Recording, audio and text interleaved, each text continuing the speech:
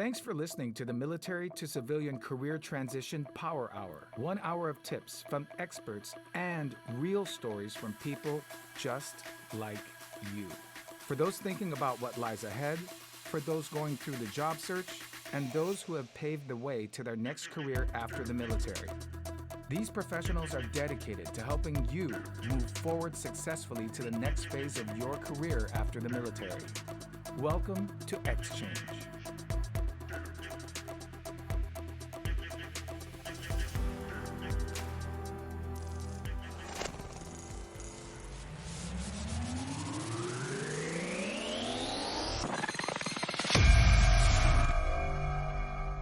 Hello and welcome to the Military to Civilian Career Transition Power Hour. I am your host, Cheryl Cross. We start every episode with the first segment of somebody who I call in the soup. Now, in the soup is an aviator term, which is pretty appropriate for our guest today since he is in the U.S. Air Force. But it means that you're really flying by instruments. You're thinking about or going through active transition from service member to the civilian workforce. The gentleman I have today is not just someone I adore, but he's somebody that I network with. We're part of a wonderful group called the Outlier Project, and he has been an inspiration for me just as a person and also as an author. I'd like to introduce you to First Lieutenant U.S. Air Force Kofi Duhaji. He's originally from Togo, and he's been in the U.S. for several years, and he is building a career not only as an officer, but as an independent entrepreneur. We're going to learn about what he's doing, and I should just be quiet and introduce him. So, hi, Kofi. Thanks so much for joining us today. Hi, Cheryl. Thank you so much for this wonderful space to have the conversation and be in the soup. Yes, you are in the soup. I had my AI create a little image that I was going to use for the show, and it was terrible to see people, their version of someone sitting in a cup of soup with a military uniform. I'm like, no, that just doesn't. I got to find maybe in my second series I renamed the soup to something else. That is hilarious. We connected through the Outlier Project, which is a wonderful membership group for networkers. And you are really outgoing. You're putting yourself out there, and you're doing wonderful work with people who have an idea for a book. Why don't you tell us a little bit about Flying Wings, which is a wonderful honor to your job as well. But tell us what you do with people and how do you serve them? Flying Wings is a hybrid publishing company, and that is a combination of the uh, independence that self-publishing gives an author combined with the professional tools that traditional publishers have. So we bring those two things together because if you take the self-publishing world, people don't necessarily have the right tools. They don't have the right guidance because they're just going at it alone. But then when you go to the traditional publishing world, well, they may decide who gets to publish a book and who cannot become an author. We thought that we would change it by combining the autonomy that self-publishing brings while not jeopardizing the author's creativity, their work, because they don't have the right tools. So we bring that to the table, and I call it those who write from the heart, because for traditional publishing houses, they care more about the bottom line. Let's call it that. So they may prevent some of the most important messages the world needs to hear from being published. And if you are someone who has an idea, a message that is close to and near to your heart, and you want to get it out there, traditional publisher might say, well, we don't think you have the following, we don't think you're going to sell, therefore we're not willing to invest in your project and in your vision. But then you can say, I want to go do it all by myself, but where do you start? What are the tools you need? And we want you to be able to publish a book that stands shoulder to shoulders against any book that's been published by traditional publishing houses. and earn the respect and protect the reputation you have in your field. I cannot love this more. As a self-published author myself, I sat and I consumed dozens, if not hundreds of hours of information from people just like yourself, mostly through YouTube, on how to become a self-published author. I honestly, growing up, thought I always wanted to write a book, but I was really thinking the traditional, I have to submit it to all the big publishing houses. I have to deal with mountains of rejection. I have to get, I'm sorry, this doesn't fit our audience. When I learned that self publishing was an option, it lit a fire under me. Hmm. And down to the point where I even made my own book cover. And involved in the whole process, I tell you, I so appreciate when I pick up a book now because I Hmm. know the effort it puts that That people put goes in. into it. Yeah. Yes. Yeah, yeah. Yes. So what 100%. what you're offering too is a bit of a buffer from having someone to do all of that. And I like saying you don't go study medicine when you have a health issue. You go see a doctor. The time sometimes that you put in just to get familiar with the publishing process takes away from the energy you should be putting into delivering your message to the best of your ability. So at Flying Wings, we shield you from the technical aspect of everything, and we give you the time and the space and the support for you to focus solely on your job, which is writing that book. When it comes to publishing it, who needs to do what is not your problem, is ours. Yeah. I like that. You're letting the artist be the artist. Yes. Now, you're active duty military. You're thinking of a transition timeline in the next 3, 5 years. So you're really, in my mind, pre gaming something. And I love that. So many of my guests, especially those who've been out for more than 5 years, say, if I could give any advice, it would be start a business now. How Now, are you managing work as a full time first lieutenant and also this business that you've created and writing? You're an author, so you have three. How are you managing that? I think it all boils down for me to self and time management, those two things. I have friends and colleagues who also are officers in the United States Air Force, and some of them are gamers. They go home and they fill the rest of their day playing video games, and they enjoy that. Uh, there's nothing wrong with that. There's no right or wrong way to fill your time, but that's the same way I view what I do at Flying Wings. And knowing my responsibilities and my duties in the Air Force, I have been spending time to design a team that is aligned to my needs and that support me so that when I have to go, we don't drop the ball. It Yeah. really isn't ideas and funsy onesie every day. It's editing, it's getting, feedback from people that you trust and Yeah. rewriting entire chapters. It's a lot. And it's not, to me, it wasn't that fun. The idea was fun, getting it started fun, publishing it was fun, selling it is fun. But the stuff in between the sandwich, not fun.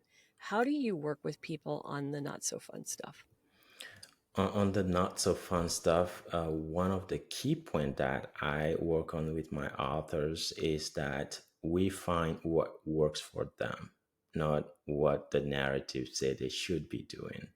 One of my clients, for example, he's a biker. He bicycle everywhere. He's putting thousands of miles, right? So we put a headpiece and everything on his bike, and he would just talk and reflect out loud while he's bicycling. Wow. So what that does is sends those pieces of information to his phone and then send it to us, and we just clean it up and send it back to him to save him some time. And now he has a chunk of data that he can sit, mull over, and work on. So I think finding out what is the writing style for each individual will be very determinant in making that in between the sandwich. I Yeah. agree. I think so many ideas fly by us. I call them glimmers. You know, you could be washing the dishes, taking the kids to school. You could be walking into a meeting and an idea hits, but because you're focused on something else, you disregard it. If there Yeah. was a way for us to have that creative space and catch all of those glimmers, all of those thoughts that, and I think maybe it's just me, Kofi, but I think, oh, I'll remember that. And then I sit at night going, what was that thing? You know, if Yeah. I didn't write it down, which I can't if my hands are Yeah. in dishwater, or if I'm driving children to school, you know, I'm more focused on the road or them or Yeah. wherever I'm going.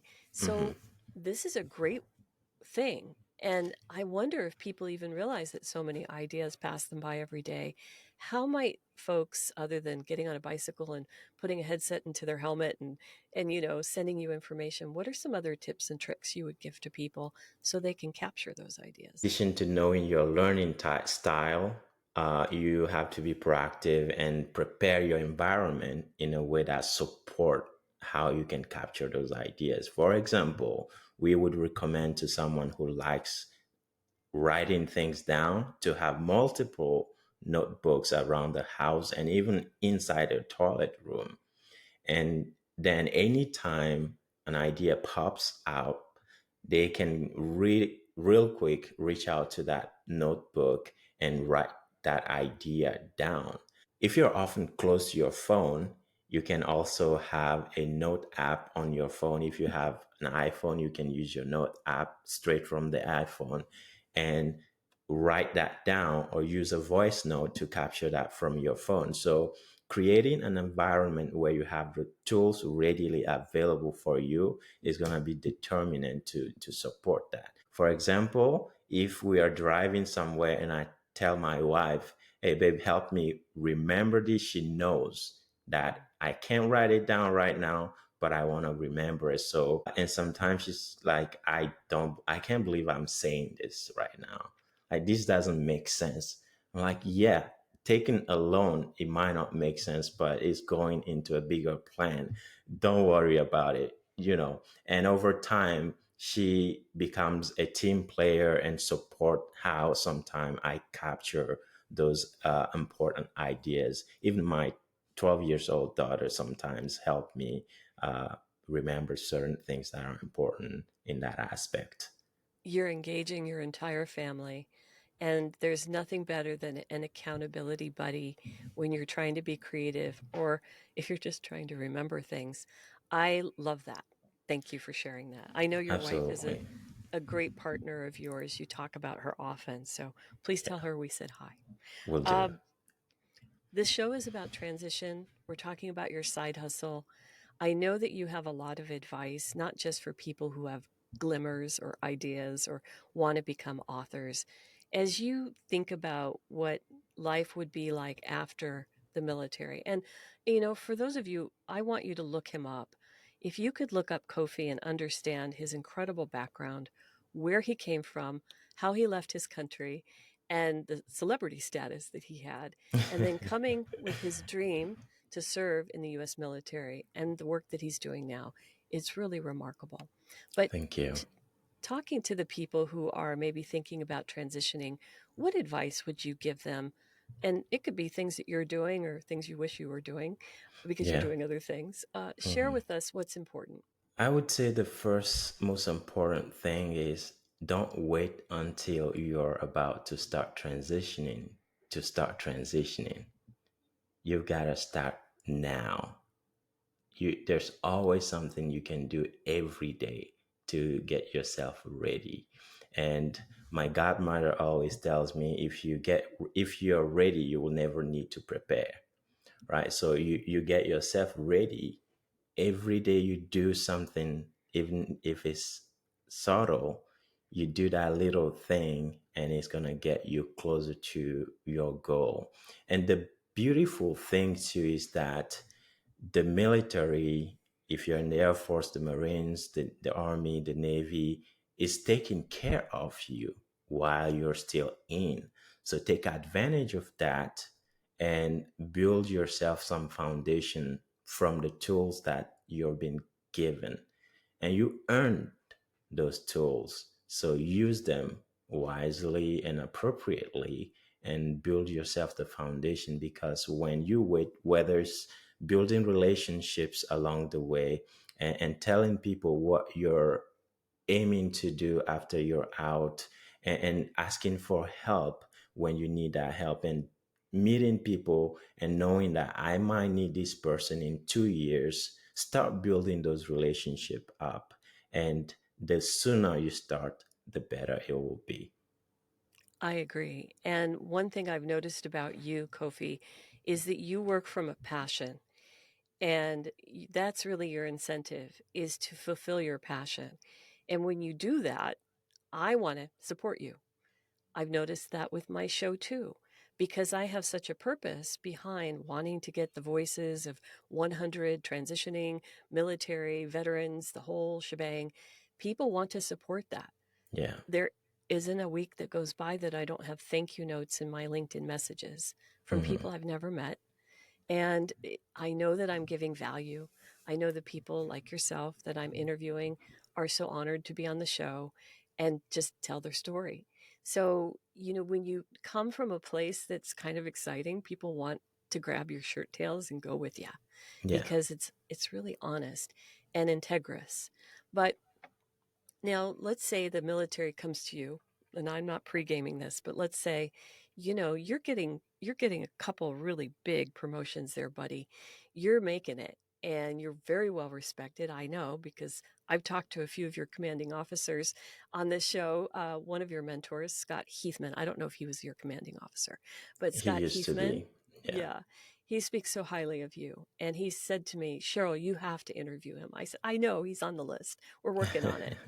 So there's a lot of people in your court, and I'm wondering if they said to you, "Hey, dude, I want you to stick around." Are you still planning on sticking to your plan, or would you reconsider?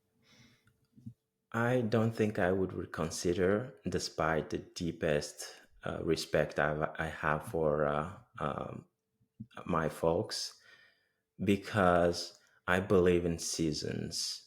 You know, the butterfly doesn't regret its caterpillar days, and the butterfly cannot want to be a caterpillar all its life. And I think sometimes it's just so clear that that the season has changed, or the season is changing, and there's no need to fight against it because it's natural. I would not change my mind or my course currently, regardless of uh, how much people can tell me I'm needed, but I think I'm being called to a higher service. But it's just going to be from a different perspective and supporting a different set of groups that, in turn, is going to make what we are trying to work with, freedom and everything that goes with it, a lot more stronger. So I think this is a purpose that is very clear for me. And somehow, to some of my mentors 2 years ago told me, we think you are ready to move on to the next thing. I hear a lot of that than the other way around. Talk to me before you close out your segment about your two books, Unbroken Optimist, and then your latest book, Tiny Sparks. Unbroken Optimist was my first book, and also a way for myself to see what it would be like to finally start doing something I've dreamed of my entire life, to write and write books. So I wanted to share my experience and my journey thus far, while drawing lessons that have served me, and making those lessons digestible by everyone. Not in a way that they see my story as, oh, this guy, he's great, he did this, he did that. But I wanted them to rather see themselves, and see the essence of the human condition, and what we are capable of doing through just one example that happens to be mine. Because I was rejected by multiple traditional publishers, I'm I'm of the mindset that I'm not going to let a fellow human being tell me what I can or cannot do with my life. And I'm not going to let a random gentleman behind the desk with a red tie or a blue tie or a green tie tell me you cannot become an author. So that was the other side of the coin, and I wanted to make it happen because I feel entitled to the same level as every single human being on the planet. As far as I'm giving what it takes, I'm putting in the work, I think I deserve to get that book published. So when it happened, I was very content in the fact that what we think, and if we give it what we have best, if we give it our best, we can make it happen. So it was just like proving the point that is already, it was like proving the point that the book is about through writing and publishing the book, that we can be unbroken optimists and we can make great things happen because we were made to be great, every single one of us. Yes, we were and are. Thank you for sharing that. We close every segment with a last alibi. But before we do that, you have an unusual last name. And there's a lot of people who might be riding a bicycle with, when they're not dictating their book, they're listening. We have an audio and visual podcast, but a lot of this audience is listening audio. Can you please spell your name for the folks that are just listening? My name is Kofi Duhaji. Kofi, Kofidouhadji.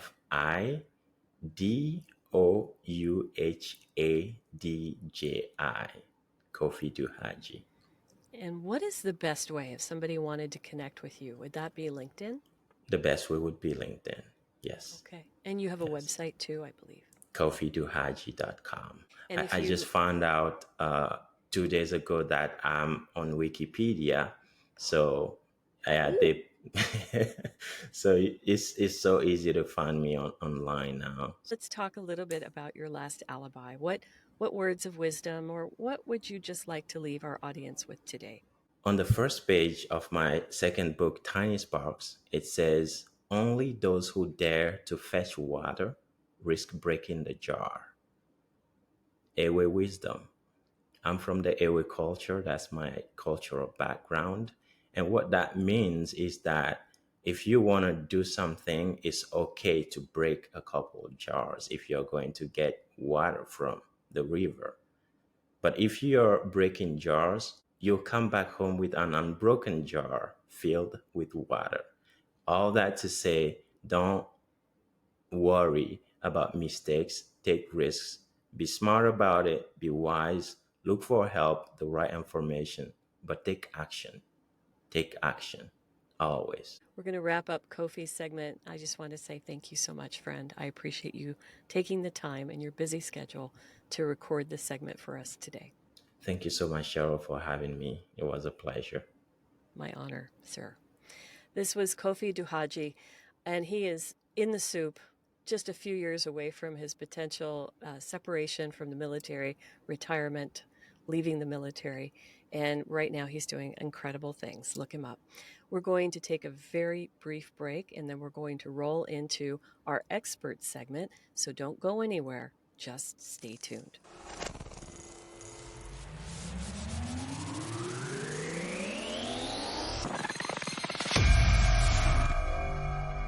The second segment of every episode is an expert, somebody who brings not just their story, but value.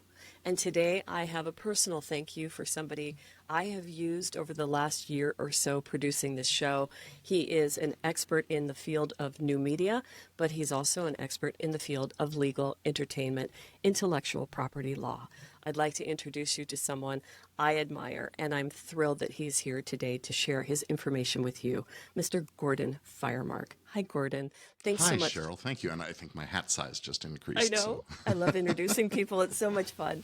Thank you. Especially you. I was sharing with you that I had seen you at PodFest just recently in Orlando, and you had a full room. And I was wanting to come up and give you a hug just for the information that you share on your website, gordonfiremark.com, because it has helped me so much.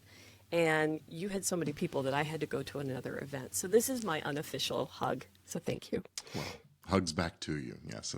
It's always a big crowd after I speak because it's the only chance most folks get to talk to a lawyer without the clock making a ka-ching sound every few minutes. Exactly. So let's talk about some of the things that I've been seeing as I produce this show. A lot of people are going into the entrepreneur or ventrepreneur space. And as you bootstrap something, think legal might not be the first thing you think of, but I think it is the first thing you should think of as you build your business. Why is that? Well, it's certainly in the top 3 or 4 things you should be thinking about as you create a business. Obviously, the first thing every business needs is customers, and you need to have a solution to a problem that your customers have. So there's the initial thinking. But when you are going into business, let's face it, we live in a society governed by laws and rules, and it's important to sort of understand the environment you're going into. And set up your your defensive perimeter, if you will. I'll try not to go too far down the military metaphor path because please do. Well, it feels awkward. I'm not myself someone who served. So well, hang on. You are a military brat, and whenever somebody is military affiliated, because I'm a civilian too, dude. My father served. Your father served. You have a taste of it. So, and you're here. That's all that matters. You're here to serve in your own capacity to give back to this population. There you are. Okay, go for it. So, look, I think that anytime you're going into any new enterprise, you need to prepare yourself. You need to get the right equipment and personnel and information and all of that in place so that you are equipped to deal with what may come. And in the legal side, a lot of that is very defensive kinds of things. The framework that I like to talk about for whatever kind of enterprise you're getting into, there are sort of 4 legs to the table, 4 pillars. First off is that there should be some kind of a business structure. And it's okay if you're just a solo operator to do your own thing and operate sort of without a net, as long as you understand that that's what's happening. But as soon as you start to want to protect yourself against risk and liability and keep your personal assets separate from the business related stuff, especially if there's some risk associated with what you're doing, you want to keep your house off the radar for the creditors of the company and things. So you set up a corporation or a limited liability company or something. And even if you're just getting into business with a friend or someone, a partner, you need to have a partnership agreement, not a business like a business structure like an LLC or corporation. And as you get into team stuff, whenever you're working with a team, you're working with people with their own agendas and their own ideas about things, and it's really important to set up that structure correctly. If they're employees, then great, have employment contracts written out and those kinds of things. If they are partners, that should be expressed clearly and what they get and what they don't and who's in charge and control, those kinds of things. And in the area of intellectual property, which is one of the next pillars, we have the interesting wrinkle that if you're working with independent contractors, they own the stuff they create, even if you're paying them. Yeah. And so understanding that and knowing how to deal with that contractually so that, in fact, you own the stuff you pay them to create is really, really important. And that's sort of the third pillar is what your property is, controlling it, and so on. And intellectual property, which is my area of focus as an entertainment and media lawyer, I think it's the currency of the current and future era.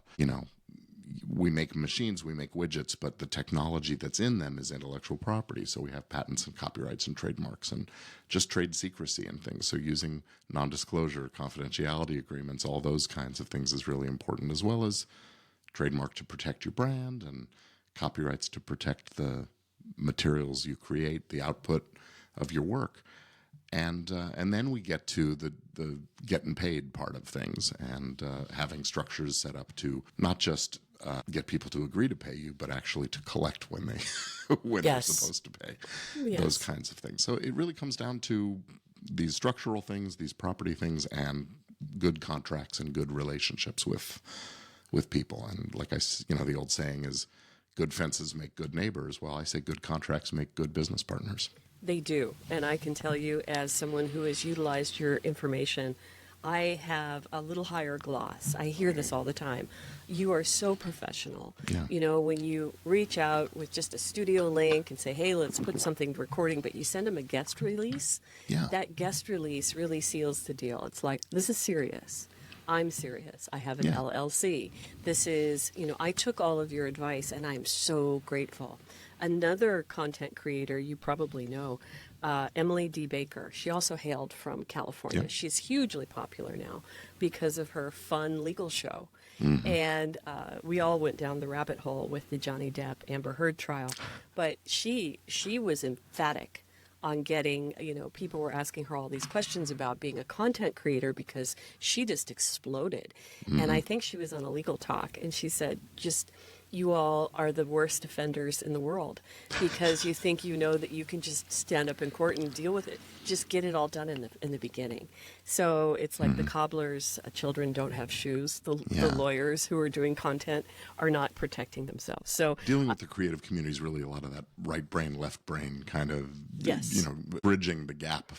Exactly. And some people's gap between their brain cells is bigger than others, I guess. But the creative community definitely has a gap there. And that, I try to be that bridge because I've been in both sides. I worked in theater for a long time before I became a lawyer. And, I love the energy and creativity that these kinds of people bring. And entrepreneurs of all kinds are really creative people. And so I just love to serve that community. Yes, and I appreciate that. And let's talk about vetrepreneurs because this is, exploding. And I just interviewed the Vet Collective folks. I've interviewed probably of the 100 people that I will be platforming on this podcast series, I would say at least 30% of them are vetrepreneurs.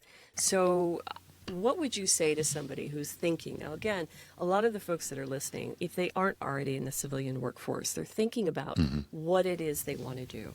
I've had moguls like Donnie Boyven say, hey, create that business before you get out. Have a path. Have that side hustle. What might they do to prepare themselves? I think that, two things. One is lay a solid foundation. That's these contracts and these things that I'm talking about, because without it, everything else is going to be a little shaky, and you're going to be in that fix-it mode more than you want to be. Better to build it right from the ground up than to constantly having to patch holes and leaks and things like that. But having a plan, I think, is tremendously important. And I think this is where the military folks are really, really good, Yes. is establishing a battle plan with the understanding that, no plan ever survives first contact with the enemy. That is very true in business as well. But the act of planning gets you thinking about the various ways you're going to approach things, alternate strategies, alternate tactics, and those kinds of things. And I think that I think that that's why veterans are so often successful in their businesses to a greater extent than the average kid coming out of college who starts a business or something like that. 100%. It's funny you say that. John McCaskill, a Navy SEAL who has his own business and broadcast and podcast and new media, books, the whole 9 yards, said that on my show. And he said to me, like, as you know, Cheryl, like, I knew this. I had never heard that in my life. So like a good student, I wrote it down, and it lives on my refrigerator. So I hosted a party the other day, and they're like, wow, Cheryl, you're getting really serious into this, like, military stuff. Like, who has that on their fridge? It's a reminder to always have a plan B, or to be protected, for sure. Yeah, and it doesn't have to be a comprehensive business plan in the sense that the Harvard Business School folks talk about or whatever, unless you're going and looking for investment capital and those, or bankers and things like that. But having gone through that thought process of deciding and identifying what's your market, what's the problem you solve for them, how am I going to go about doing this, what's the growth plan, how are we going to market it, all of those things. I think that's what sets the success apart from most of the rest that are, maybe middling success. People make it work without it, but having sat down and done the work is really, I think, what is essential there. If someone came to you, Gordon, and they said, I'm having some issues How would they engage with not just an attorney like yourself, but maybe somebody in their state who is broadcasting, because it is not state specific? Does that allow them to utilize your work? Or tell me what the guardrails are for you being in California. Sure, Cheryl. Lawyers are licensed on a state-by-state basis. Those of us that do practice in certain fields have a more national level, federal kinds of practice, because there are some areas of law that are governed by federal law. And so that arguably gives us the ability to operate across state lines when we're dealing with something like that. And some of those federal question issues that come up are copyrights and trademarks. Both fall under the Constitution and federal government departments that administer them.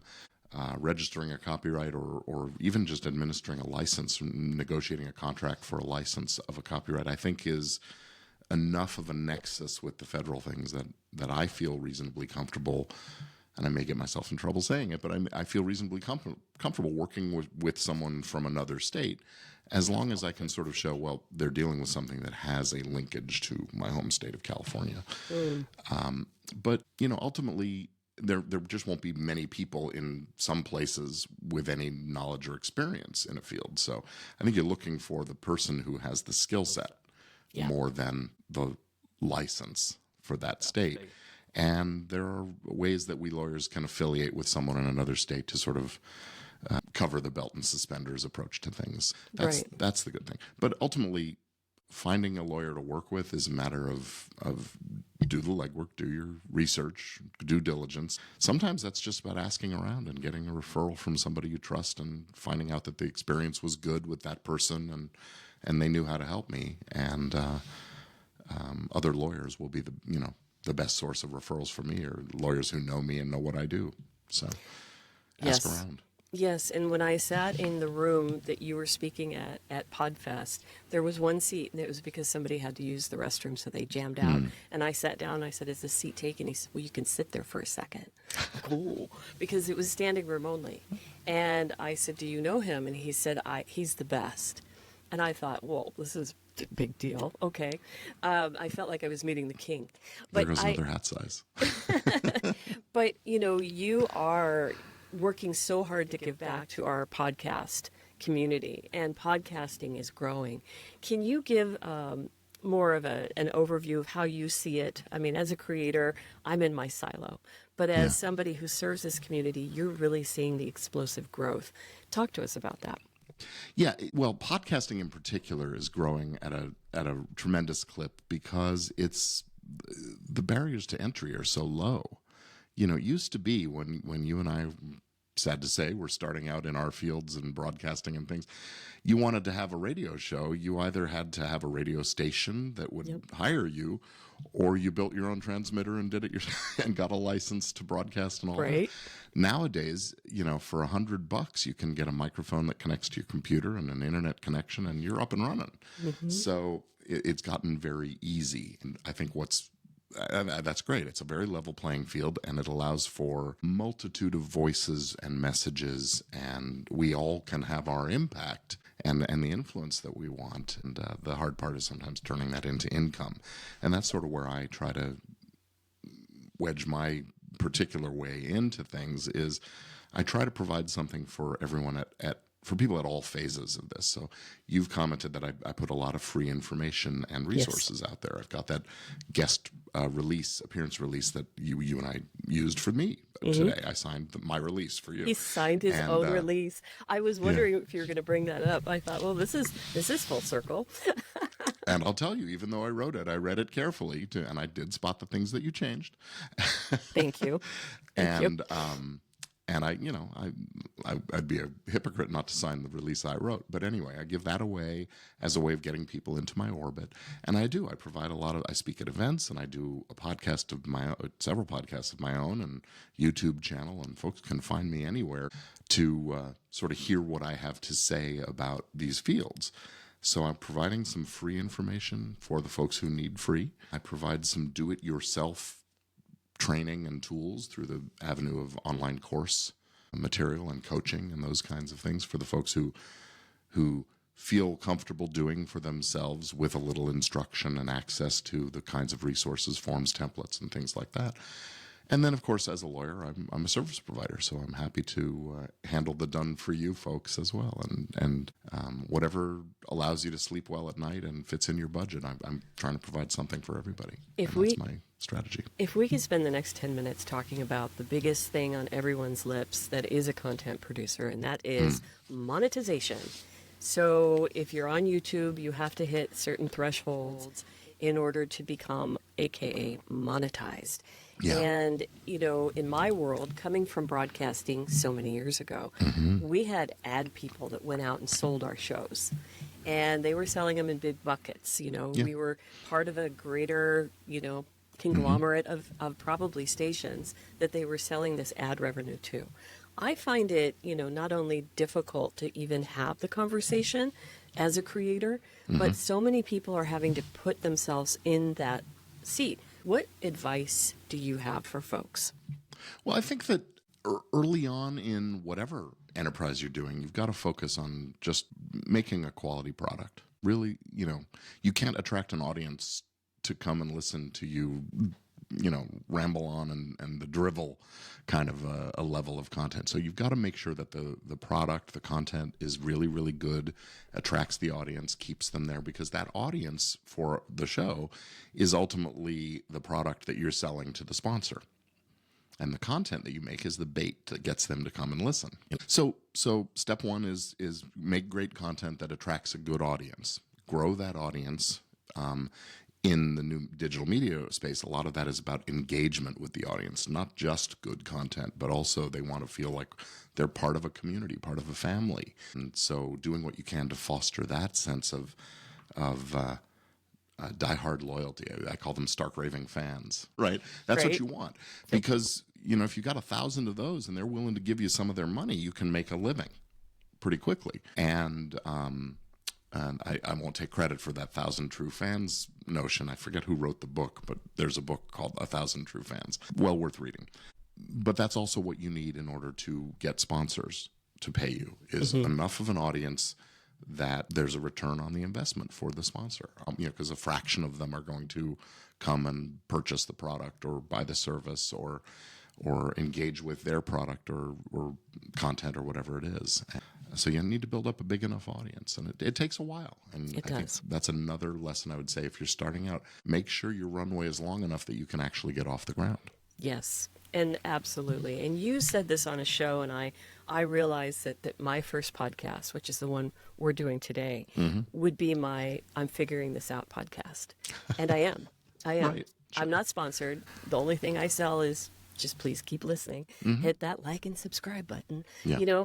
But I'm having a lot of fun. And I want to say that, for all of you thinking about putting your voice out there in any capacity, be it an author, be it as a podcast guest, you might want to start there, and then creating your own podcast, hook up with all of us. We're all here to help you.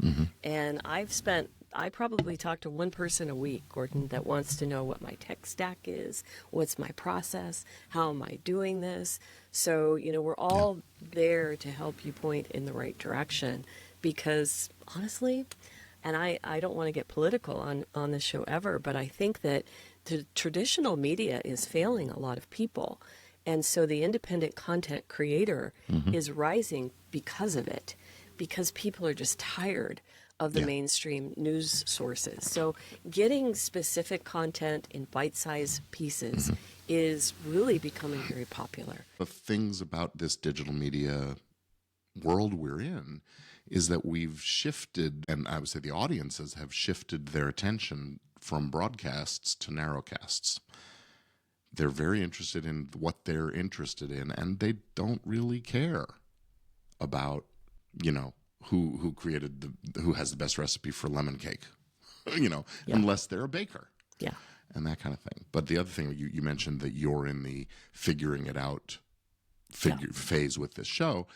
Another bit of advice, I guess I would say, for creators, for anybody starting a business, is go ahead and start and figure it out on the road, rather than waiting until yes, you can't build an airplane while it's in flight. but that's not what we're doing here. Right. Come up with a recipe, make it, put it out there, see what people think. If they like it, great. If not, you tweak it until they do. Yes. And the word gets out, and you grow from there. So I agree. That kept me on the couch for a long time, sitting there thinking, watching YouTube videos, trying to get it right. And because coming from broadcasting as my first career, I was like, I have to do this right. I have this legacy. I was a big deal at one point. Well, I'm not anymore. And I look at those early episodes, and the audio is awful. I had no idea what camera to use. I did not have a stable. I was all over my house. I was working upstairs in my bedroom. But you know what? The people who listen, they were like, Cheryl, it's great. And I'm like, did you hear that hum in the back? No, they didn't. They looked past it, because you will be the most critical person. And if you don't start, you will never start. I had this idea for over a year before I even got the gumption to get up and do it. And, it sucks in my mind, but it doesn't. My sister called me. She's like, it's so nice to hear your voice again. I remember when I listened to her on the radio. It's like, well, she's my sister. But when other people called and said, we love it, it's great, keep doing it, it's like, okie dokie, then I will. A couple things you said that got me thinking. One was, there are, the concern about perfectionism keeping us from starting is definitely a thing. But also there's the notion of imposter syndrome. Who am I to talk about this subject? I'm not an expert, or I'm not enough of an expert, or I'm not good enough at it.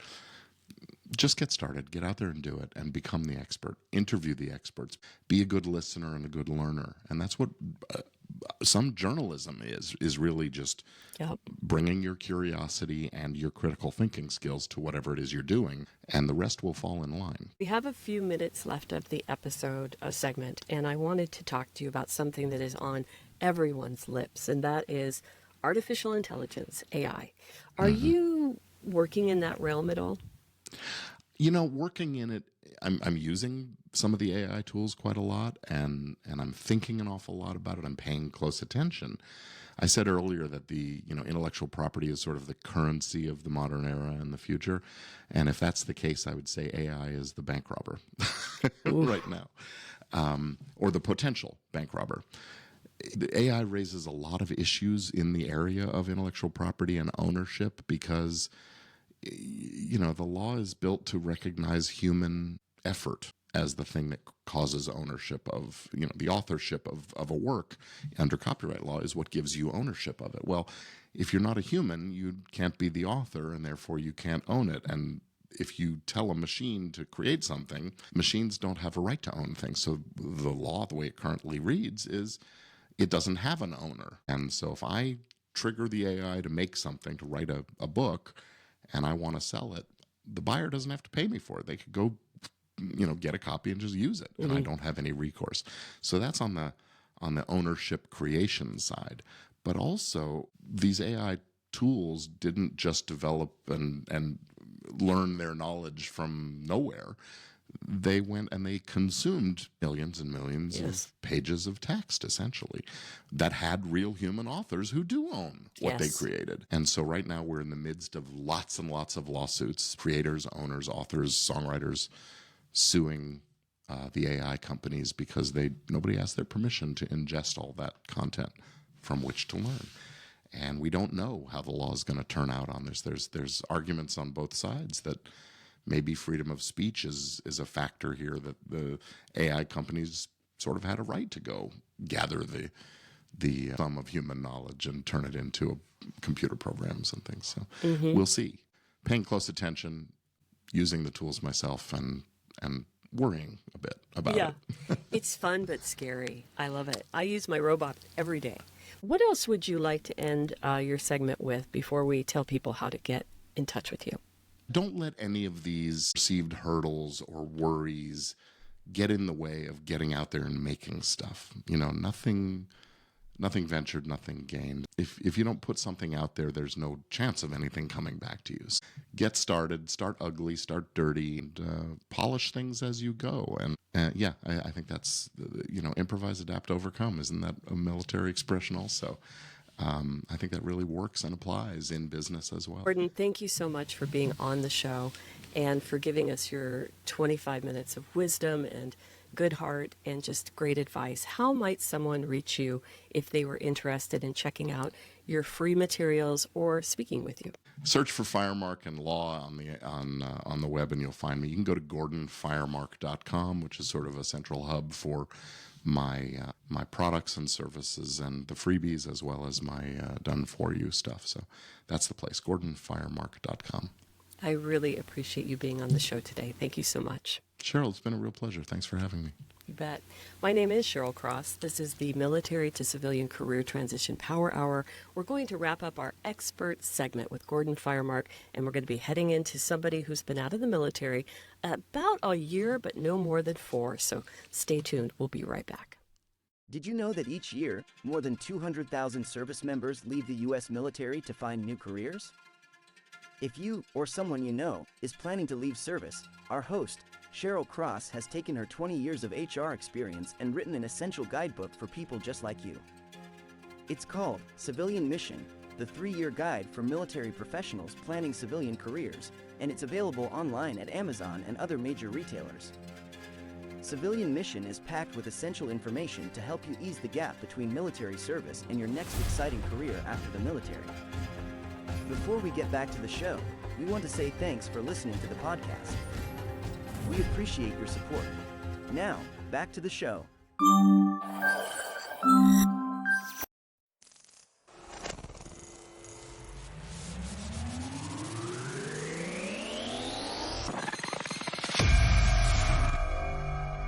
Hello and welcome back.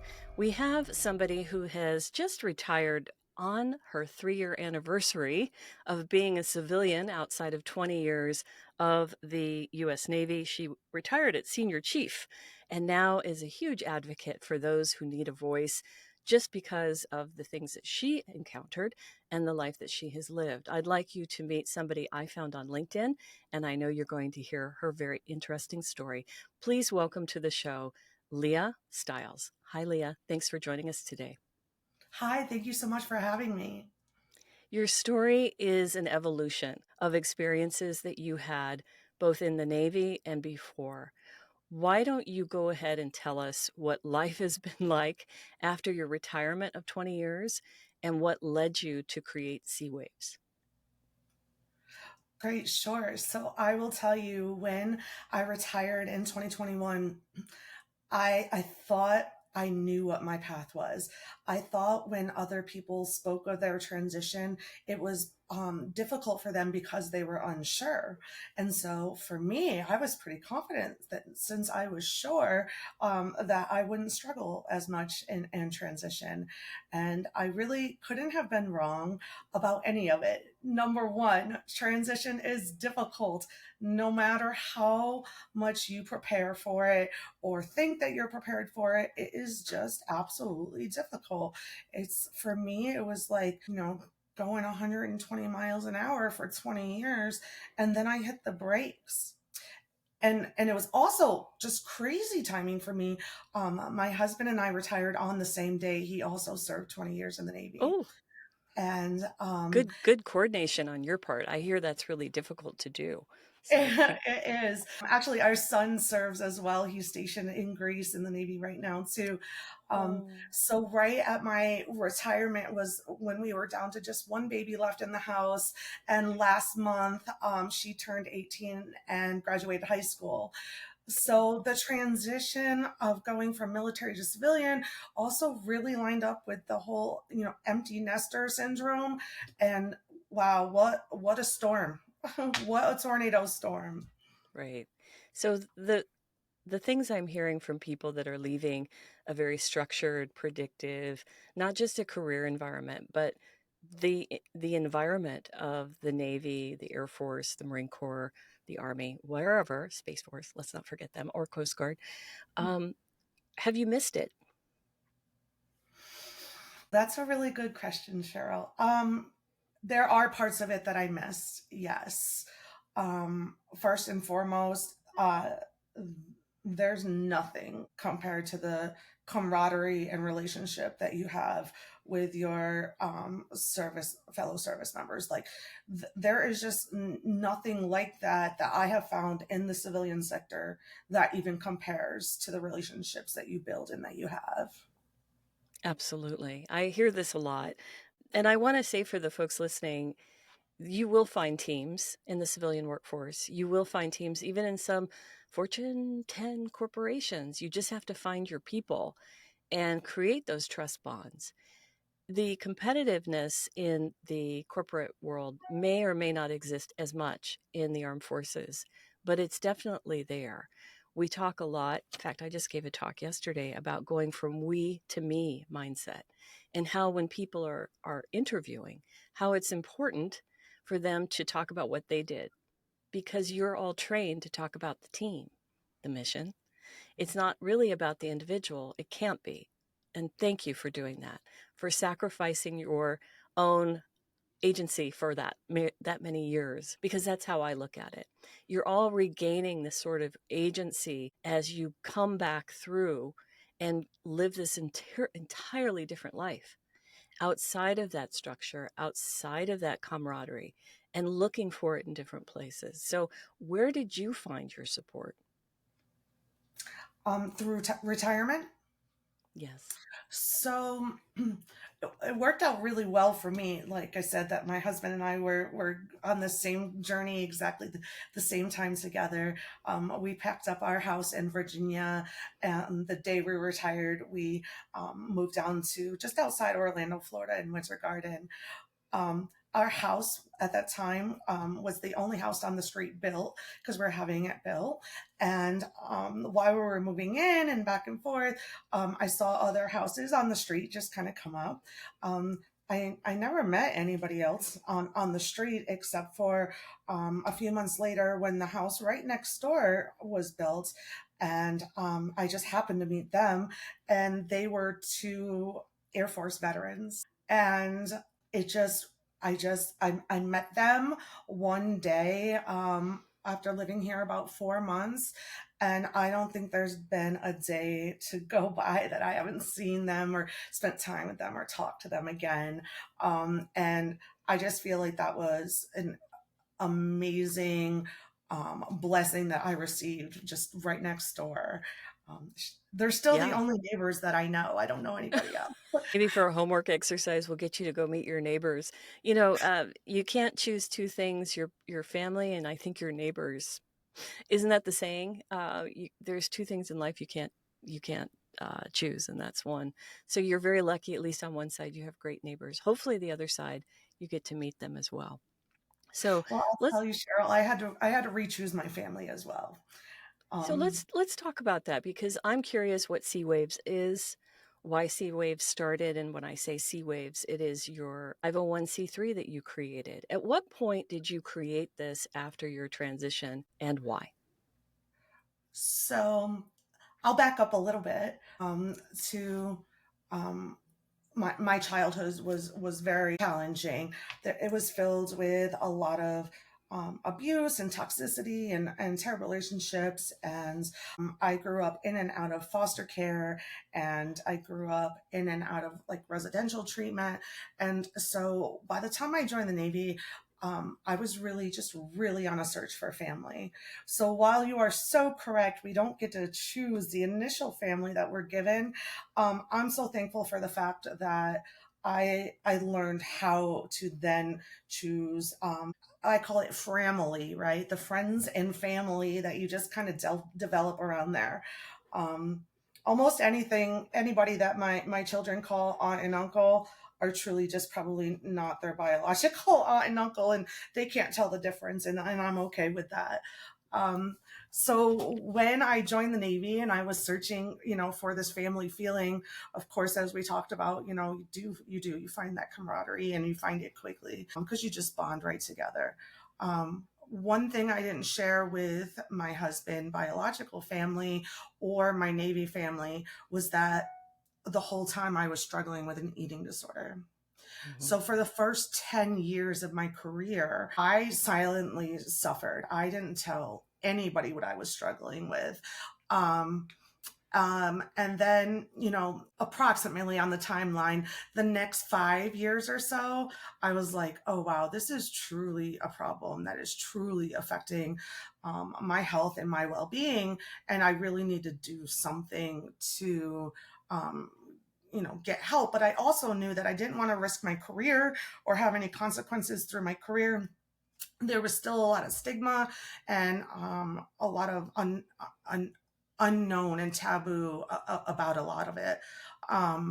And interestingly enough, back at that time, the diagnosis that I have didn't even exist. So the primary care physicians and the behavioral health tech, they weren't even familiar with what I was suffering with. So on my search to find different resources, wherever you would find any other mental health resources, I would look for eating disorder resources, and I just couldn't find them. So At some point, go ahead. when you were diagnosed 10 years into your 20-year career and you were seeking help, you're saying that the diagnosis that you have now didn't exist. Is that correct? Correct. I was actually diagnosed when I was 12. I know a little bit about this because I have a family member that suffers with an eating disorder. And I know that there's, the regular, I don't want to say the regular ones. I hope there's more. There's anorexia, there's bulimia. I've heard of body dysmorphia. I know that's in the DSM-5. What else is there? So there's actually 7. Ooh. There are Okay. 7 in the DSM-5 that have been updated just in the past year. And so, yes, your average person doesn't have that information, and even a lot of the doctors don't have that information. Well, So, tell me yes, what the 7 are. I'm curious. Let's you're going go to put through me on the test. I'm going to put you. Well, let's try and hit at least 5 of them. Okay. So, most people are familiar with anorexia and bulimia and binge eating disorder. But now there's also 2 categories that kind of catch all. So it's eating disorders not otherwise specified, and then OSFED. So this is like a catch-all for things like orthorexia. So orthorexia is it's really it was really fueled by the clean eating phase, the diet culture of clean eating, and then people that just really take that to the next extreme, and then that falls under orthorexia. So yes, back in those days, back in my days, there just wasn't a diagnosis or a name that defined that. For myself, it was difficult because my initial diagnosis was anorexia. And initially, anorexia was defined by your weight. After lots of research has been done, they realized that only 6% of people with an eating disorder qualify as the underweight category. And so while a majority of the time, in fact, most of the time, I didn't qualify as underweight, it wouldn't be in my record that I was anorexic. And so from then, I developed a purging addiction. And so again, you can't be diagnosed with, at that time, a purging addiction. It was only bulimia. Right. But a deciding factor of your diagnosis for bulimia is whether or not you have binge episodes. And I had never had a binge episode. So I was only purging and restricting, and there was no such thing to call purging and restricting together. It didn't qualify for the others. But now they have the categories that will cover the merging of them both, because I was still obviously struggling with an eating disorder. It just didn't fit the cookie cutter criteria of the previous old diagnosis. When I went to your website last night, I was shocked to learn of the percentage of active duty service members who are suffering from one of these 7 eating disorders. Can you give us the stats on that? So there's a lot of studies that are out there, and it's very difficult to assess, Cheryl, because they're under reported because of consequences for careers. There's a bunch of hurdles for reporting. They're underdiagnosed because the availability of medical professionals that are have that education to make that diagnosis is nearly non-existent. It's an anomaly to find. And so the reports are all over the place, and we're working really hard on getting more specific numbers. But they will say that 1/3 of females and 1/5 of males are struggling with disordered eating symptoms or eating disorders. I like that better, disordered eating. I want to say you're very brave for doing this. I've watched family members struggle and not be treated, being, get the hand wave from other family members, even who are professional medical folks, and saying he or she is just fine. You told the origin story of why you are where you are. What Mhm. happened in between from retirement to creating Sea Waves? So when I first retired, and the transition, it just hit me so hard, and I relapsed into my eating disorder again, and I got really, really sick, and I was trying to get care through the VA, and there was really nobody there that was qualified for the level of care that I was requiring, and they tried to find a hospital to take me, and we called all over the United States, and there just really wasn't a hospital to take me. So I was bedridden. I was bedridden for months, and my husband and my Air Force veteran bestie neighbor were only keeping me alive by putting chicken broth drops under my tongue. Um, Oh, After a sorry. few weeks of that, I got COVID, and it was just so, it was taking just everything out of me I bet. for months. And so after about 2 months, it occurred to me that I wasn't going to be able to fight off COVID or anything else if I didn't provide my body with nutrition, if I didn't provide my body with energy and health, so I could take medicines and vitamins. But I remember thinking there that I was gonna die.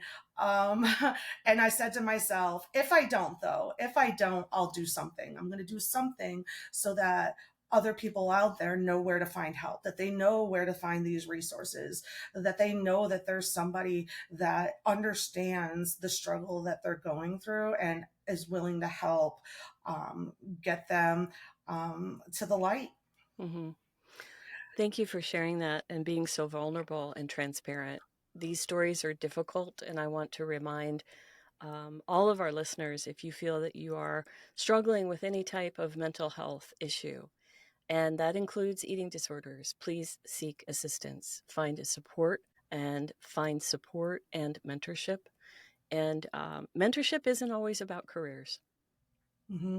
you know. Absolutely. It was a mentor that saved my life. Good. It was a mentor that demanded an intervention and then followed through, just repeatedly followed through in getting me help. So absolutely mentorship. And that's what I say. That's the biggest point that I could give to anybody that's struggling with anything at all. But I would say specifically any kind of disordered eating or body dysmorphia is just don't go through it alone. Yeah. Just don't go through it alone. I can't guarantee that when you talk to somebody that you're going to, begin recovery right away, Hmm. but don't go through it alone.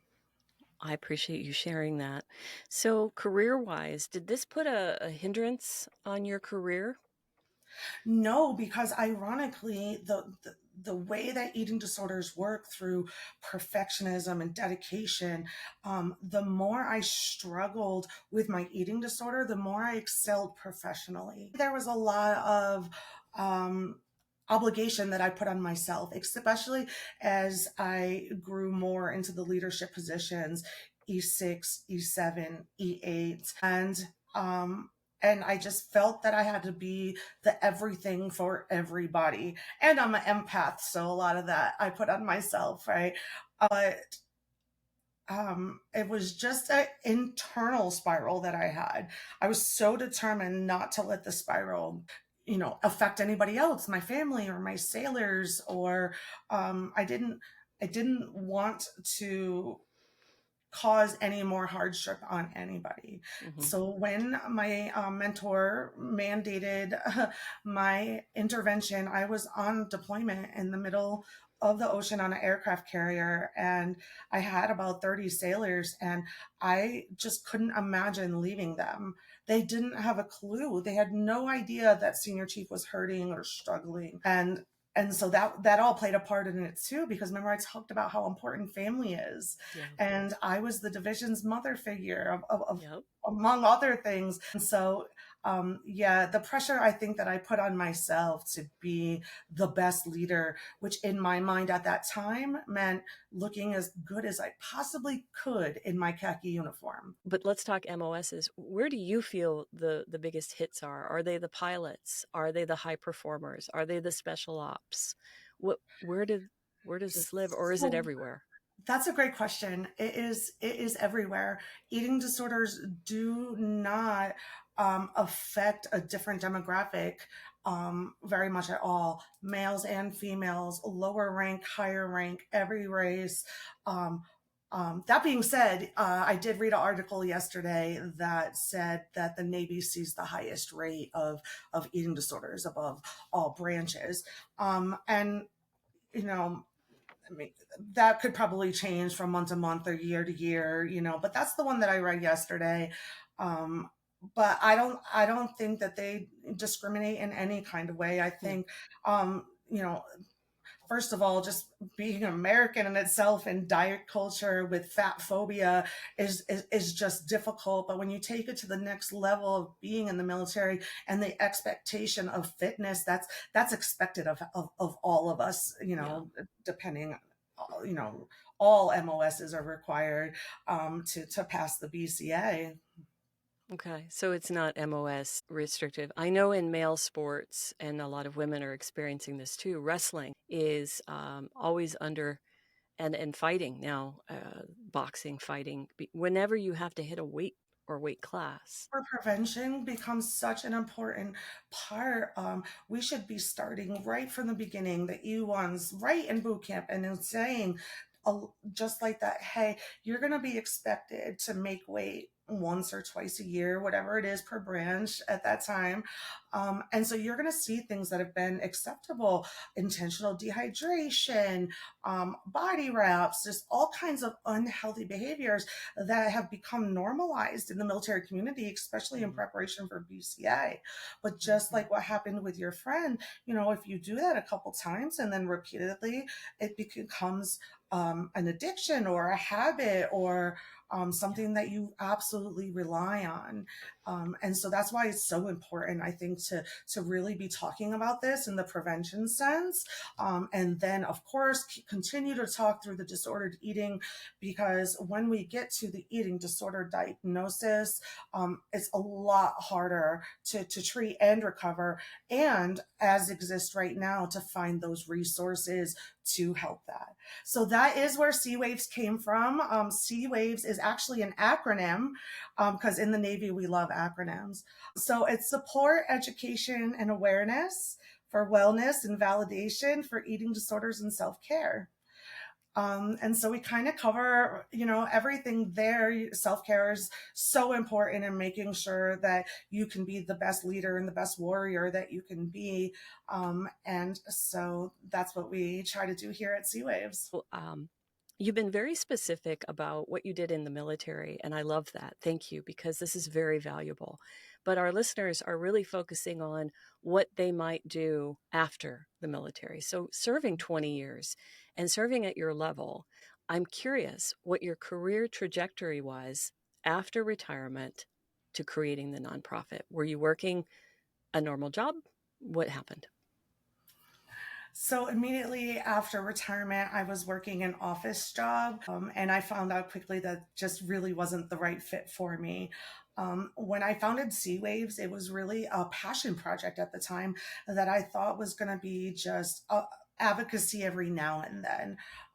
When I saw the demand for it, I realized that I had to pivot and I had to grow to reach the demand. And so that's when I learned I jumped feet first into entrepreneurship. And I had to kind of start from the bottom up and build that, because it wasn't even my plan or my intention. So it really just came down to me finding a lot of entrepreneurship resources. And luckily in my area, there's a lot of great veteran entrepreneur resources. And so I really just started to take every class that I could and learn everything that I could. And then, as we talked about earlier, mentorship, finding mentors that have been through this transition, also from military to entrepreneurship. And then, I narrow it down sometimes because nonprofits have their own special flavor of entrepreneurship. But it really was just engulfing myself in that information to be able to build my business from the bottom up. So if somebody were interested, Leah, in reaching out to you and asking for support, what's the process? So you can just visit C-Waves, c-waves.org, and we have the opportunity there to reach out for support. If you're really wanting immediate confidential support, I have the ability for you to text WAVES, WAVES, to 741-741, and that's 24/7 worldwide, free confidential support. So text WAVES, WAVES, to 741-741 for free, immediate response. Correct. I like that. Well, I think what you're doing is phenomenal. You're beautiful, you're strong, you're talented, and I think the best companies are born from purpose, and you are certainly purpose-driven. We talk a lot about that here, and I'm so impressed with the work you're doing and the value that you're providing. But what's most important, and this comes from 20 years of being a recruiter, I can hear it in your voice, even if I wasn't looking at you. And for those of you just listening, this is also on YouTube, so you can watch her, but I can hear it. And I did this for years. When I could hear a candidate talking about a job that they loved, their voice changed. Mm-hmm. And you are very spirited and impassioned. And it's very clear, to me at least, that this is the work you should be doing. Thank you so much. Thank you. Well, before we wrap up, I just want to say that CSEA-waves, WAVES.org, that's one way to reach Leah Stiles. And if you have questions or concerns, you can go to her website and read a lot about this subject. I recommend that you do find a mentor if it's not Leah, or Leah. If it's not Leah, find somebody who does care and can support you. Your chaplains, your mental health providers, your command, hopefully. And if you're out in the workforce, any nonprofit that serves mental health should be, hopefully, you say that there's 7 now in the DSM. They should know these things. They should. Mm-hmm. Yeah. They should. And there's no shame. There's absolutely no shame in raising your hand and asking for help. So we are the Military to Civilian Career Transition Power Hour. We're going to close up your segment with your very last alibi. Why don't you just leave some parting goodness for our listeners? My advice to all listeners, whether you're listening in because of your eating disorder struggles or because of your transitioning struggles, my advice is the same. Don't go it alone. Don't recreate the wheel. Don't find a new path that hasn't been paved. Find your passion for whatever it is. Find your passion. Find somebody else that can take that walk with you. Life isn't meant to be experienced alone. It is not. I love that. Can you say that one again? Life is not meant to be experienced alone. Hallelujah. Thank you so much for being on the show today. Thank you. This is Cheryl Cross. I am the host and producer of the Military to Civilian Career Transition Power Hour. We're going to wrap up this 1 to 4 year veteran segment, take a quick break.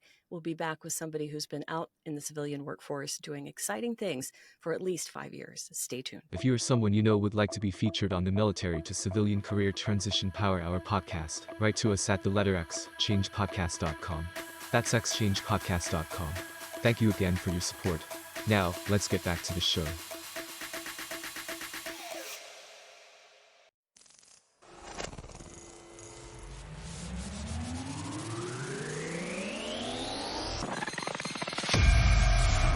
close out our hour with somebody who's been out of the military a minimum of 5 years, sometimes more. I found this gentleman because he had such an interesting background. And before hitting the record button, I learned that he was not only a Bush Institute scholar, but an Emmy winner for his work in the digital world. A former Air Force guy, now civilian, here to talk about his transition story. Please welcome Mark Harper. Hey, Mark, how are you doing today? Hey, Cheryl, thanks. And thanks for reaching out. You bet. So, you have an interesting trajectory. It sounds like you had the dream of moving to Los Angeles, like so many of us, myself included. I did that in the age of 22, and you've been successful. Tell us a little bit about your journey from Air Force, what you did, and what you're doing now. If I back up to being in the Air Force, I spent the bulk of my 7 years in something called combat camera. So we were the combat photojournalists, the eyes and ears on the ground, for Pentagon officials, for decision makers in theater, and for the rest of the world to see what the DoD was doing in any given time and place. So had some incredible deployments and some really amazing places that I saw around the world. And I got bit with the storytelling bug. At the end of the day, we were the ones that were telling all the stories of what our uniformed service members were doing. And so the Air Force did me the biggest favor of giving me the best job that I could have had. I did have an undergrad in video production, so I was kind of a unique communications officer in that regard, that I actually kind of had a leg up walking into the first combat camera squadron.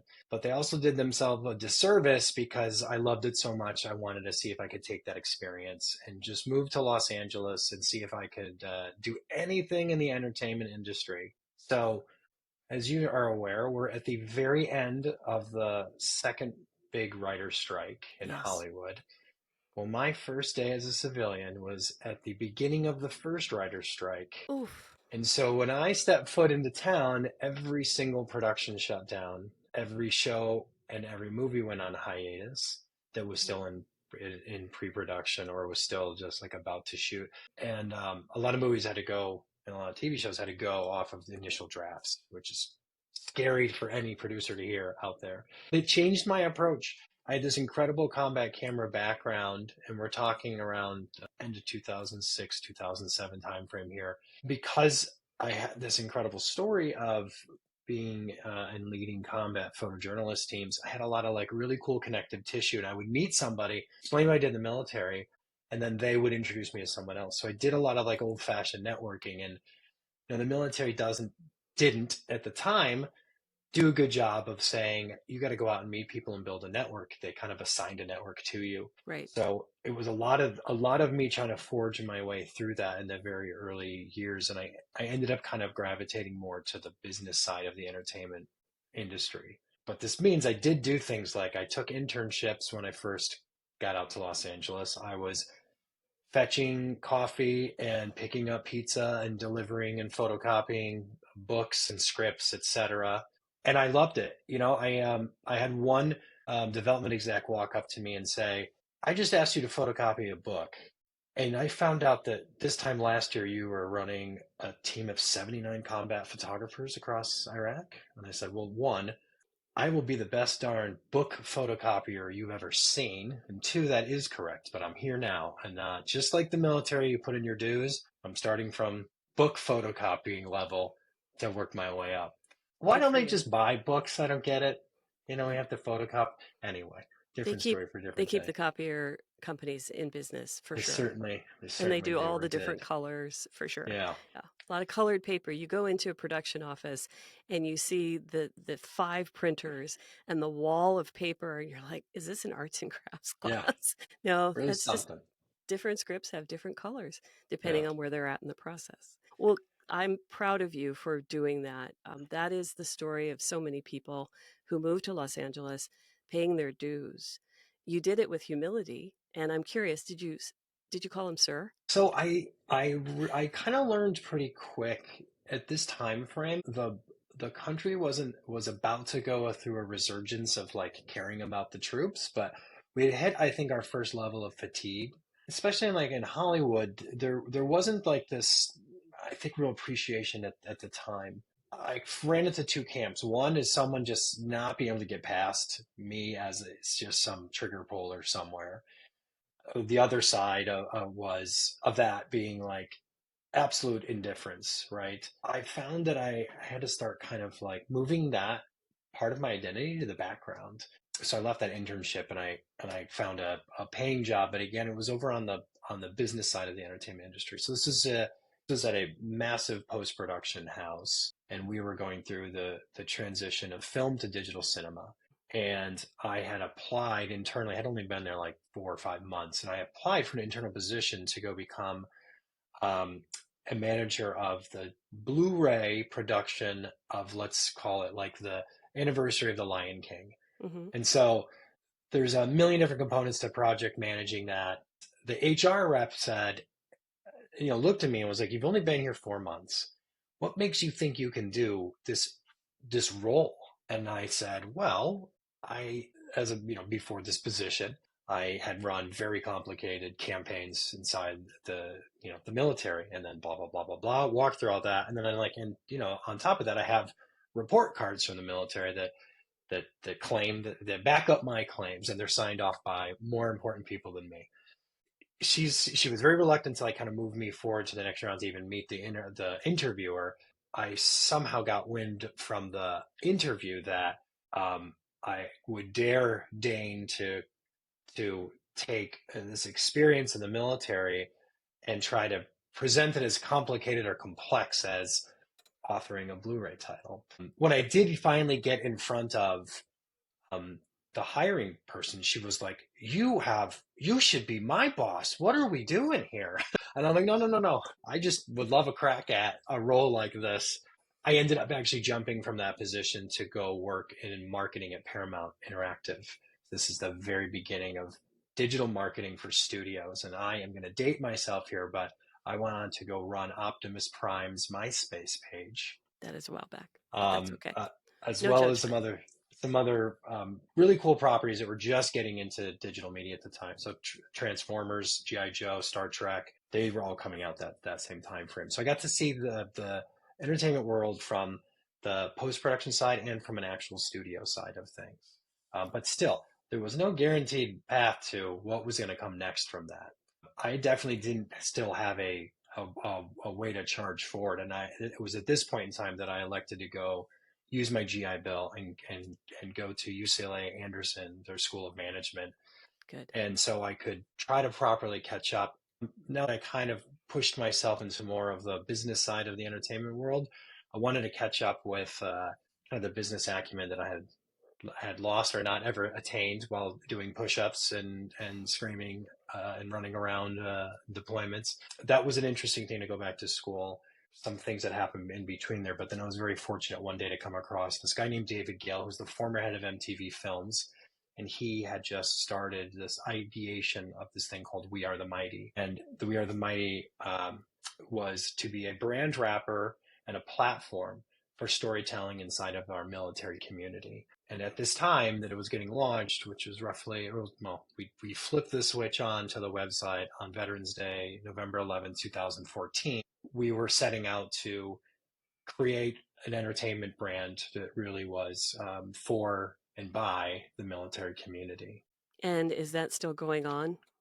That is still going on. So that started in 2014 and went all the way up through 2022. We acquired the Military Influencer Conference, which is an incredible conference for active duty, reserve guard, military families, veterans. It's in its 7th year of iteration. We acquired the Military Influencer Conference, and then We Are the Mighty and MIC together got acquired by this company called Recurrent Ventures that was putting together a military portfolio of digital brands. I now run We Are the Mighty, Task and Purpose, The War Zone, 3 digital publishers, Military Influencer Conference, and Mil Spouse Fest, and then a 1.5 million subscriber YouTube channel for Task and Purpose as well. So those 6 brands allow us to touch about 18 million people a month across all of them in the greater military community. Right. I love that you're doing something for the MilSpouse community. Thank you so much. Absolutely. I am not service connected aside from having been a former recruiter.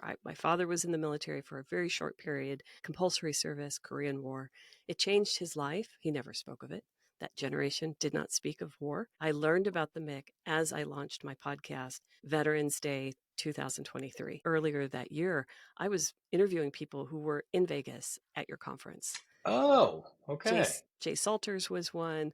I had a couple other. They had to, they were so busy, but they loved it. And I had to get them to stop talking about the conference to start talking about their transition story. So Sure. please continue. That is on my bucket list of being there as this podcast grows, as my books continue to sell, and would love to learn more about that, but we'll do that offline. Sure. So I'm really curious about your journey. What really stuck with me is that misunderstanding. This seems to be a common theme when that HR rep sort of looked at you cross-eyed, not the one that said you should be the boss. I mean, this is just the absolute perfect scenario.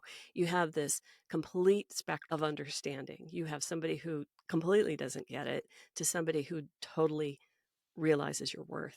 And it sounds like you were able to pivot pretty quickly and talk about your worth. What I'm finding, and maybe you can back this up, is that a lot of folks haven't done the interior work as they come out of the military to understand not just what they want to do, but they're coming into these workplaces unprepared and taken advantage of.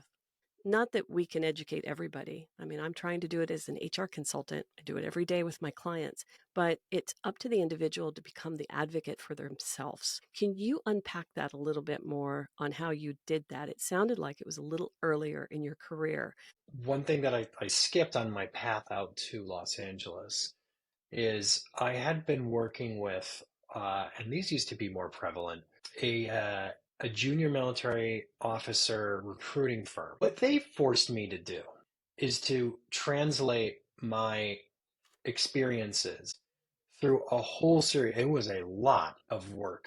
So they help you with building out your resume, but the specifically challenging part of it, and it was months of no kidding, like work and introspection. They had me read a whole bunch of business books.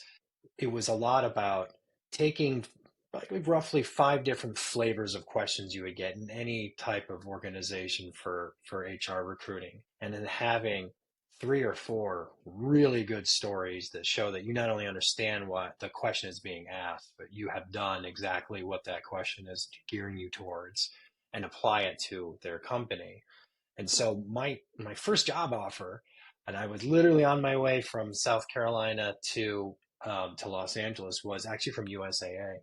And it was probably the coolest job I could have had at USAA. It had to do with like customer experience with the website, web design, web elements, design touch points. So I was like, as far as corporate America is concerned, I'm like, this is absolutely perfect. But I mean, there I was, full suit, going through the questions, and ended up getting the offer.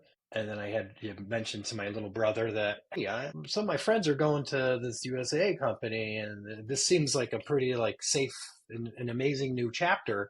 And they just kind of looked at me and his eyes a little welled up with tears, and he's like, "Hey, you're not going to go work at a bank, right? You're going to go to Hollywood." And I was like, you got me. That's funny. He now works at Lucasfilm on Star Wars related stuff. But it's a lot of work. Like if to put in the amount of time, and this is what I would say if I could go back in time, that this singular act of like forcing me to look through every OPR that I have, every report on me period, and all my deployments and all the projects that I touched, and then be able to put them into examples for how you manage people, or how you lead through change, or how you help work through complex projects, things of that nature. I have to be able to rattle those off in the drop of a hat. And I promise everyone who is in the military, you have an answer for every flavor of this different type of question that's out there. It may sound different, right? But you've done something spectacular in your career. Even if it seems mundane, the rest of the world doesn't understand exactly how incredible and complicated your world can be in the military. So you got to help them with that translation. It's a lot of putting in the work and knowing how to find and do that. How long did it take you to go from the we mission mindset to the me, Mark mindset? Oh, that's a really good question. Or have you? That can hurt you over the years, right? As you're trying to rise the ranks in corporate America, because you get so focused on the mission that if you don't highlight yourself enough, they're not going to do it for you. So I guess I directly answered that. Yeah, it was probably right around the time where I was getting into business school that they kind of beat that out of you. They're like, you are responsible for yourself, and yes, a team, but you need to be taking ownership of things. So that's not a we thing, that's an I thing or a me thing. And then we need to know that you are the one that is that we're hiring or we're promoting or we're whatever. And then we assume that you can manage and run a team. That's why you're here, but it's a you thing. Get away from the we thing. Individual metrics. So in the corporate world, you have expectations on your head. It sounds like in the military, the team has expectations, performance measurements, but it's rarely the individual unless they're in the higher command. So I'm learning this as a civilian as I talk to you all. But I can tell you on the corporate side, it's all about metrics. And if you aren't saying data science or the data, or putting percentage signs or number signs and dollars, actual numbers in your resume, they're not going to pay attention to you. This is the language of business. I want you to excel. I want every single person listening to understand that there is a dollar sign on your head. You're proving your worth every day. Hopefully, you can be in a creative, supportive environment. It sounds like, Mark, you found a few, and then you've created more. So, what are some of the lessons that you've learned? And I'm being broad because I want you to bring up some things that you think are important for this audience, wherever they are in their transition. They're thinking about it, they're going through it, or like yourself, they've been out for some time. What would you say to them? I mean, the through line in my career has been this storytelling component to it. So absolutely, numbers, data, everything, all of that is super important. And now, can you take that, extrapolate, and create the narrative around and use this information to move into the future and how it's going to benefit? I've been very fortunate in that my job has been in the storytelling world for the better part of 10 years at this point with We Are the Mighty and now with Recurrent Ventures. So I think that, a lot of the early days of work at We Are the Mighty, I finally felt like I was home. So I guess by that, I would say a lesson that I think is very important is it's really hard to find your way in transition. But if you can move yourself into a trajectory towards something that you're passionate about or you will want to do, life gets a lot easier and more bearable for you. So wasn't able to sustain a living in Los Angeles working for free as an intern. When I finally got over to We Are the Mighty, I remember on day one, it was 2:30 in the morning, and I took my head up and I looked around, and there was like one other person that was in there. And again, this was the very first couple of days of it, and we were working on a video project that was going to get posted the next day. And I was like, there is nowhere I would rather be right this moment than doing exactly this. And I'm so excited for this new journey with this company. It really was, and for that, I had taken a pretty sizable pay cut to go work there, but I believed in the mission and the vision that David had as this little media startup. Those days really kind of changed. I think just like the trajectory of where I would go, because I wasn't working in a kind of a traditional corporate structure, a 9 to 5. We were like building a whole new, brand new thing. And I never dreamt to be an entrepreneur ever, but I had like kind of fallen into this de facto. And it was kind of like being in an environment where we could make some mistakes, but really it's about learning quickly, adapting, building. We were building the airplane in flight for most of the time in the early years. But because all of us were so invested in the success and the excitement surrounding it, felt like a very unified environment filled with other military folk from all crosses of life. And it was a real lot of fun, and we learned a lot. Well, congratulations on your success. And I don't just mean being accepted into the Bush Institute as a Stand To veteran scholar, but that shiny gold thing that's over your right shoulder. Can you pick Oh, it this up? whole thing. Yeah. Yeah. This is an Emmy. It was an Emmy for production we did for the United States Army Field Band. So the United States Army Field Band is the orchestral band that travels around the world. And COVID decimated their travel plans. They took their budget and they put it into our hands to create a 30-minute music special across 7 locations in the U.S. It was emceed by Tony Trucks of SEAL Team, and it aired after the Army-Navy game on CBS affiliates in New York, Philadelphia, and Los Angeles in December of 2022. I'm very proud of you. And I'm going to say this at least 5 times today. I hope you get to build a whole new, brand new thing. I hope each one of you, if you have the vision of building a whole new, brand new thing, that you get to do it, because when you talked about that special you did for that band, I got goosebumps. Congratulations. All right. Yeah, it's pretty good. It's on our site. Any last alibis before we close out this segment? No, I appreciate it. I think it was very important to walk through transition, and I was very lost for my first 5 years, just kind of bouncing around, hiding that I was a veteran and hoping that I would land someplace. And I can say now, looking back on it, there are significantly more resources for people if they just look for them or they put their hands up and ask for help. Our Military Influencer Conference is a good example of a place where people sometimes start their journey out of the military, or they start that next step into a bold new endeavor. And we love hearing about those MIC success stories there. So thanks again for having me on. Pleasure. I'm a big fan. I'm going to be watching you, and I hope to see you on stage at some point in the future. We'll be crossing paths, I'm sure. All right, I'm Cheryl Cross. We're going to close out this segment, have a brief break, and say goodbye. We'll be right back.